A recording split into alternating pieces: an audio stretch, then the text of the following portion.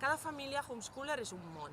És que és com cadascú ho fa d'una altra manera. En el nostre cas també hem fet una combinació d'aconseguir l'ESO. Vam fer un pacte amb una escola que després ens va sortir bastant malament.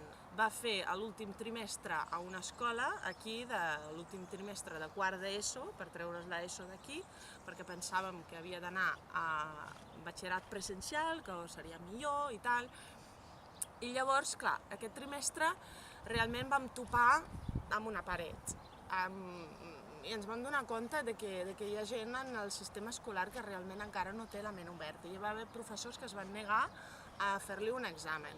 Va fer professors que es van negar a parlar amb mi per veure què podíem fer, perquè jo en aquest mes va fer alguns exàmens i jo veia que aquestes notes no eren el que...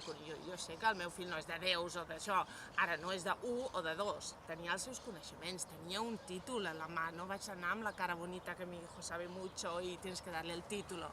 El van suspendre, al setembre va aprovar i va passar un estiu de quadernillos, de recuperacions, de no sé què, va aprovar i després es va incorporar a un batxillerat científic.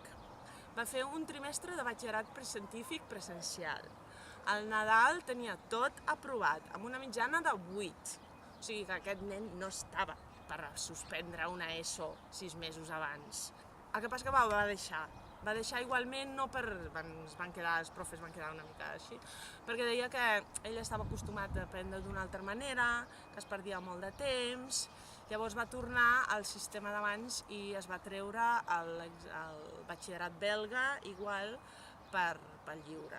Has de desaprendre, perquè has d'escoltar el que vol fer el nen i has de guiar aquest aprenentatge intrínsec que té el nen i no, jo sé, tu siéntate, que jo te lo explicaré, perquè jo sé i tu no en saps. És una altra manera d'aprendre i d'ensenyar.